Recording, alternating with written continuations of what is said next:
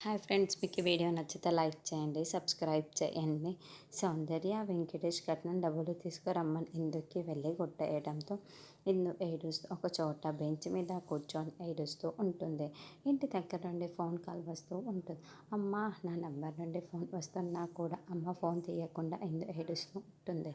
అయితే అప్పుడే కొంతమంది రౌడీలు ఇందు దగ్గరికి వచ్చి, ఏంటి నువ్వు ఇక్కడ ఒంటరిగా ఉన్నావు, మాతో వచ్చేవే అంటూ అలా టీజ్ చేస్తూ ఇందుని లాక్క వెళ్తూ ఉంటాయి. నన్ను వదలండ్రా అని ఇందు వేడుకుంటూ ఉంటుంది.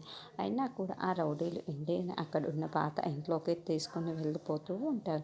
ఇందుని వెతుక్కుంటూ అప్పుడే అక్కడికి పరిగెత్తుకుంటూ చెర్రి వస్తాడు. అయితే ఇందు చెప్పిన ప్లేస్లో ఇందు లేకపోవడంతో, ఇందు ఇక్కడ నుండే కదా నాకు ఫోన్ కాల్ చేసింది, ఇక్కడెక్కడా కనిపించట్లేదు, అసలు ఎందు ఏం చేసుకుందో ఏంటో, చచ్చిపోతానని చెప్పింది అని చెర్రి చాలా కంగారు పడిపోతూ ఇందు అరుస్తూ ఉంటాడు.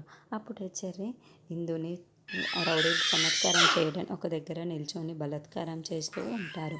అది చూసేసిన చెర్రి రే అంటూ గట్టిగా అరుస్తూ ఇక రౌడీల దగ్గరను కుమ్మేయడానికి వచ్చేసి వాళ్ళని చితక్కొడుతూ ఉంటాడు. అయితే రౌడీలు చాలామంది ఉండటం వల్ల చెర్రి వాళ్ళ చేతిలో దెబ్బలు తింటూ ఉంటాడు.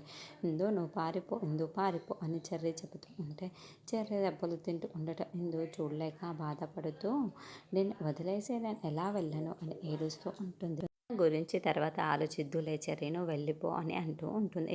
ఇందు పారిపోతూ ఉంటుంది. సరిగ్గా అప్పుడే గగన్ అక్కడికి వచ్చి పారిపోతున్న ఇందు చెయ్యి పట్టుకొని ఇక రౌడీలని కుమ్మేస్తూ ఉంటాడు.